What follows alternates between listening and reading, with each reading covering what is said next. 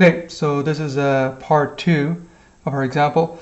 So in part 1 we showed that the curl of f across S was equal to negative 3 pi over 2. So that's one side of Stokes' theorem. So in this video we're going to have to show that the line integral of f over the boundary of S, which we're calling C, is also negative 3 pi over 2. Okay, so I've drawn my surface here. So the C here is the boundary, so it's along here.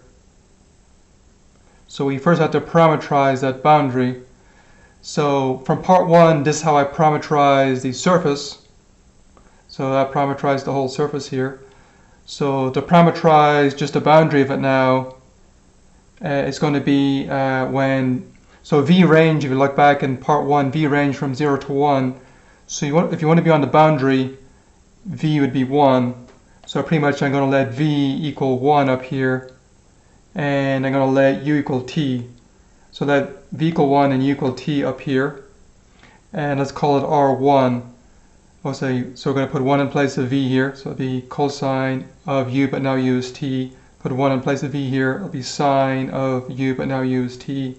Then also over here. So this is going to be how we're going to parameterize the boundary then. That'll put us on the boundary. So now to figure out the orientation, so it has to be taken in the positive orientation for Stokes' theorem. If you get the orientation wrong, it's not a huge deal.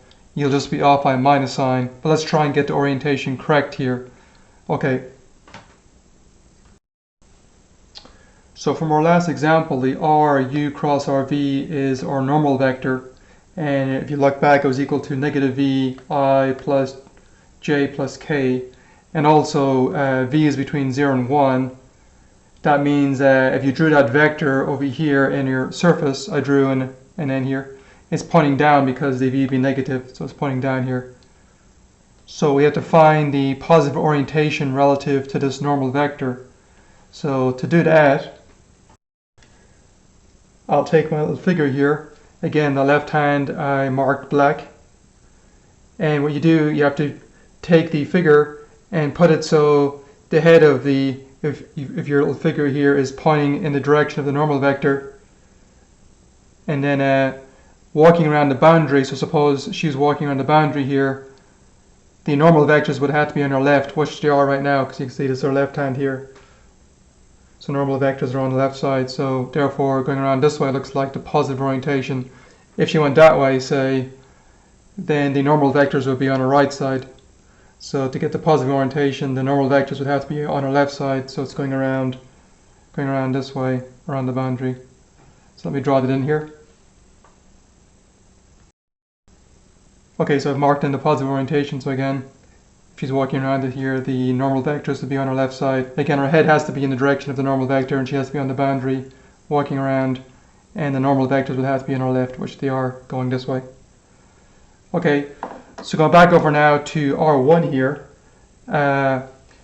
if you stick in 0 into R1, you'll be at 1, 0, 0. If you stick in pi over 2, I'll let you check. So cosine of pi over 2 would be 0, sine of pi over 2 is 1, so when you plug it in over here, you get 0, 1, 0. So these are 2 points then on R1. If I graph them in the xy plane, so 0, 0 would be here. 1, 0, 0. Thinking of the z-axis, say up here. So that'll be here, and then 0, 1, 0 put you here, so the orientation will be going this way. So actually then if you translate this over here, it'd be going the wrong orientation.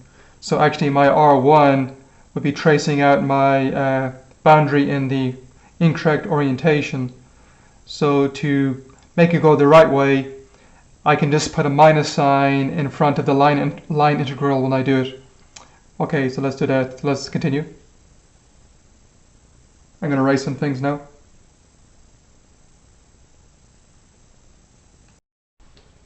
So summarizing, we have our R1 equal to cosine, sine, 1 minus cosine minus sine, and our f's over here. So to do the line integral, we're going to have to find R1 prime. So it'll be derivative cosine, which is minus sine, derivative sine cosine. So let me write that down here, R1 prime. Okay, so here's my R1 prime. Again, derivative cosine would be minus sine, derivative sine would be cosine. I'm using the ijk notation. derivative of 1 would be 0, derivative of minus cosine would be sine, derivative of minus sine would be minus cosine. Okay, now let's start doing the line integral. Okay, so here's our definition of line integral. So it'll be integral from 0 to 2 pi f of r1t dotted with r1 prime of t.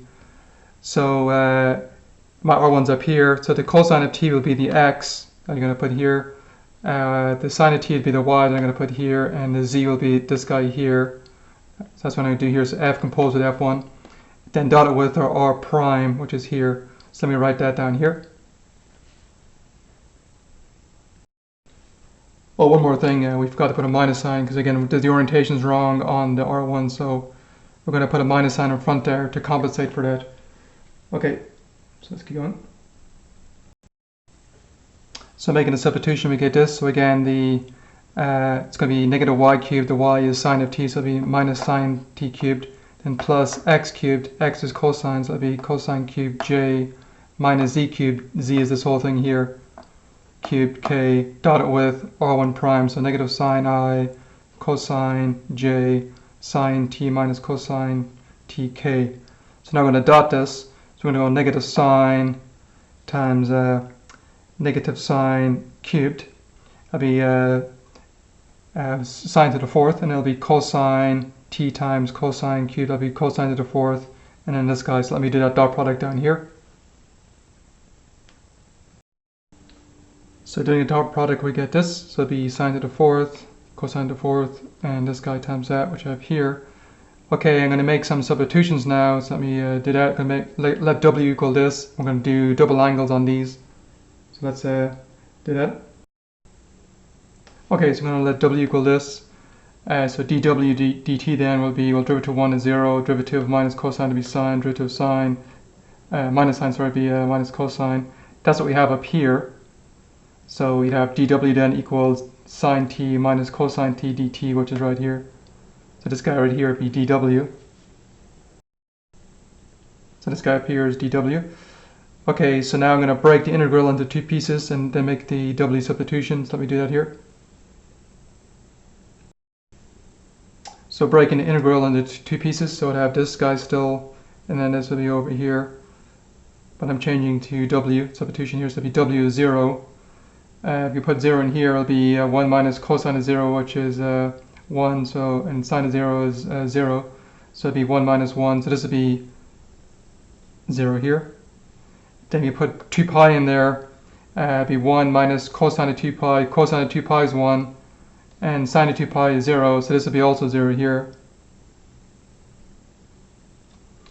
So you have 0 on top and bottom. That's going to make this whole thing right here equal to 0. Okay, so we just have this guy to worry about then. Alright, so we're going to have to do a double angle substitution on this. So let's keep going.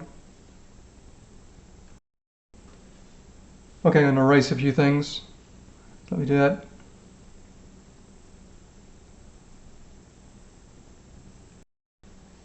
Okay, so this is what we have left here to integrate.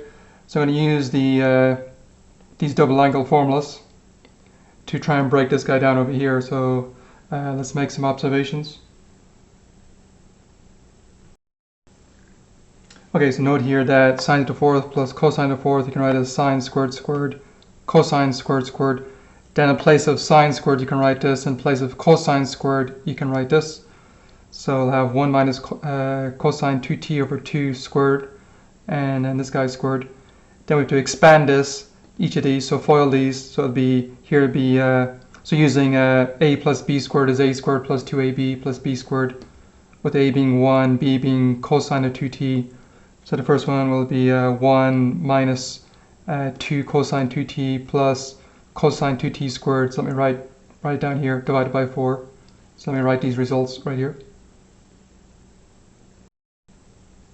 So squaring these two guys, we get this. So again, here it'd be 1 squared, so then 2 times the middle term times this guy squared. And same over here. Then you have to square the bottoms also, so it'd be 2 squared, 2 squared. Okay, notice here then this crosses off with this one here. Then combining things here, let me write the results down here. Actually, just notice this should be squared in this guy here. So you're going to have 2 times 1 plus cosine 2t squared divided by 4. So I'm going to write that here. So we get this, go 1 plus 1 is 2, then you'll have 2 cosine 2t squareds. Now in place of the cosine 2t squared here, we're going to have to use this formula up here with putting a 2t here would make a 4t here on this side. So let me do that. Let me write down here.